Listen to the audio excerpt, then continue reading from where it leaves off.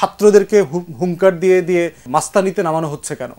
ফেসবুকে স্ট্যাটাস দিয়ে ছাত্ররা আসো, শাহবাগে আসো, রাজুতে আসো, এখানে বাঁচাইতে হবে, দেশ ডুবে যাচ্ছে, অন্তর্বর্তীকালীন সরকার বিপদে আছে।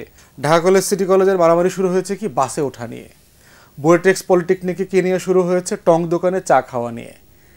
মানে কত ছোট এবং মানে কত ইগনোর করবার মতো মানে মিনিমাল ইস্যুসগুলো নিয়ে বাংলাদেশে মারামারি হচ্ছে। এবং আমি সোফা শুনলাম 6-7 জন নাকি আজকে মারাও গেছে। এর ভিতরে দেখলাম যে ব্রুটালি পিটায় মারতেছে, লগি বৈঠার সেই সময়কার পিটায় মারার ঘটনার ছবি দেখলাম, যে লুঙ্গি পরা এই সেই, এবং দেখলাম যে লোকাল আওয়ামী লীগের ছোপা আওয়ামী লীগের লোকজনও এই মারামারিতে অংশগ্রহণ করেছে। তাহলে এটার যদি গোড়ায় যেতে হয়, একটা তো হচ্ছে রাষ্ট্রিক ব্যর্থতা আছে এখানে, রাষ্ট্রের এখানে একটা ব্যর্থতা আছে, ফান্ডামেন্টাল ব্যর্থতা আছে। রাষ্ট্রের ল এনফোর্সমেন্ট এজেন্সি, গোয়েন্দা সংস্থা টোটালি মানে কোনো ফাংশন করছে বলে মনে হচ্ছে না। অহিংস গণ অভ্যুত্থান বাংলাদেশ লিফলেট বিতরণ করছে, শাহবাগে আসলে 1 লাখ টাকা 5 কোটি টাকা হাবিজাবি দিবে, এই যে একটা বিশাল ক্যাম্পেইনটা সে করলো, সে তো এটা 10 ঘন্টায় করে নাই, 1 দিন 2 দিন 5 দিন 7 দিন ধরে কাজটা সে করেছে। তাহলে সেটা গোয়েন্দা সংস্থার নজরে আসলো না কেন? আমাদের এসবি, ডিবি, আমাদের এনএসআই, ডিজিএফআই কোথায় এরা? এদেরকে সিরিয়াসলি রিকল করা দরকার, হোয়াট ওয়েন্ট রং। থার্ড হচ্ছে এনফোর্সমেন্ট, পুলিশ কোথায়? না কে করবে? এটা করবে অ্যাডমিনিস্ট্রেশন, ইন্টারিম অ্যাডমিনিস্ট্রেশন করবে। যারা দেশের দায়িত্বে আছেন তাদেরকে এগুলো করতে হবে, তাদের দায়িত্ব এগুলো। এবং আমি বোধ করি এগুলো পাবলিক অ্যাকাউন্টেবিলিটি করা দরকার। বিটিভিকে ডেকে এনে লাইভ করা দরকার, ডিজিএফআই, এনএসআই, এসবি, ডিবিকে ডেকে এনে জিজ্ঞেস করা দরকার যে তুমি এটা জানো নাই কেন, অথবা আমরা 2 ঘন্টা আগে জানলাম কেন?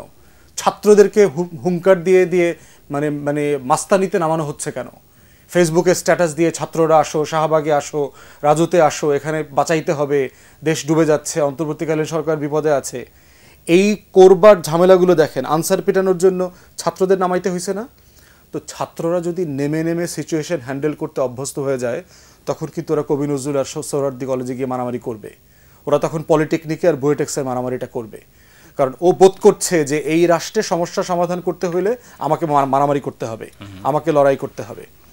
থার্ড একটা জায়গা হচ্ছে এই যে বিশাল জনগোষ্ঠীর ইন্টারভিউ দেখলাম আপনার বাসে করে, যারা মুন্সিগঞ্জ থেকে আশেপাশের জেলাগুলো থেকে ঢাকার বসি থেকে এসছে, তাদেরকে যে ইন্টারভিউ করা হয়েছে, তাদের ইন্টারভিউ শুনলে বুঝবেন যে এই দেশের নাগরিক সমাজের অবস্থাটা কি।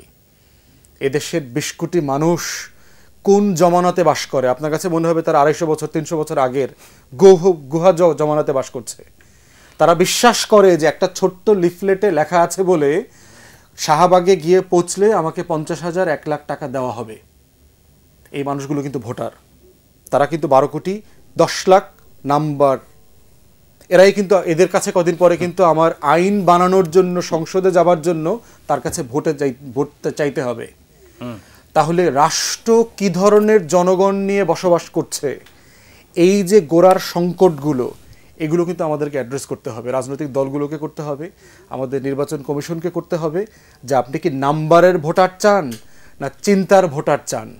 এই নম্বরের ভোটার যে একটা লিফলেট দিয়ে মুন্সিগঞ্জ থেকে বাসে চড়ে শাহবাগে আসছে 50,000 টাকা নেওয়ার জন্য, তাকে তো আপনি 2,000 টাকা দিয়ে বিকাশে নগদে ভোট কেনা বেচা করতেই পারবেন। তাহলে কোন লেভেলের জাতিগোষ্ঠী রাষ্ট্রকে আমরা রিপ্রেজেন্ট করছি? আপনার সাজেশন কি? এই টোটাল মানে বিষয় হচ্ছে যে মানে সমস্যাটা একটা গোড়ায়, রাষ্ট্র কাঠামোটাকে যে তো রিভাইজ করতে হবে, গঠন করতে হবে। ভোট নিয়ে আমরা আশরাফ ভাই বিভিন্ন শোতে কথা বলেছি যে সংখ্যার ভোটার থেকে চিন্তার ভোটার বানাইতে হবে। এই যে 12 কোটি 10 লাখ মানুষ ভোটার যারা তালিকাবদ্ধ, এদের 10%ও চিন্তার ভোটার না, যারা মর্যাদার উপরে ভিত্তি করে, যাদের বিবেক দিয়ে ভোট দেয়। অনেকেই, অধিকাংশ লোক হচ্ছে লেনদেনে ভোট দেয়। আমাকে ফুসপানি খাওয়াইছে, পান খাওয়াইছে, বিড়ি খাওয়াইছে, সিগারেট খাওয়াইছে, আমার খালা দাঁড়াইছে, মামু দাঁড়াইছে, চাচা দাঁড়াইছে, আমি অমুকরে চিনি, অমুকের বাপ মহান ব্যক্তি ছিলেন, অমুকের দাদা মহান ব্যক্তি ছিলেন, অমুকের দল বিশাল দল, অমুকের বিশাল রাজবংশ ছিল, অমুক অনেক ধনী মানুষ, তারপরে 500 মোটরসাইকেলে করে উনি রোড শো করছেন, অমুক জায়গাতে মমতাজ গিয়ে গান গাইছে, আব্দুল কুদ্দুস বয়াতে চুল নাচাইছে, তো ঠিক আছে আমি ওখানে গিয়ে একটা ভোট দেই। এই যে ভোট দেওয়ার উৎসব মুখর স্টুপিডিটি, এইটা বাংলাদেশের পলিটিক্সে চলে আসছে। এখান থেকে উঠে আসতে হবে। না, এই পরিবর্তনটা আপনি যেটা বলছেন এটা খুব ভালো কথা, কিন্তু এটার পরিবর্তনটা কারা করবে? রাজনৈতিক দল? অফকোর্স রাজনৈতিক দল করতে হবে, রাষ্ট্র কাঠামো যারা পরিচালনা রাজনৈতিক করছে। দলের মধ্যে তো কোনো ইউনিটি নেই। ইউনিটি নাই, রাজনৈতিক দল তো নিজেই নিজেকে পরিবর্তন করতে প্রস্তুত না। আমরা যারা রাজনৈতিক দল করছি, আমরা কি আসলে ভিতর থেকে আমাদেরকে পরিবর্তন করছি, করার চেষ্টা করছি? জি। আমরা ডজন ডজন সংস্কারের প্রস্তাব দিচ্ছি, কিন্তু আমাকে পরিবর্তনের কোনো প্রস্তাব কিন্তু আমি দিচ্ছি না। তো সেইখানে আমি ক্ষমতায় গিয়ে রাষ্ট্রকে কিভাবে পরিবর্তন করব?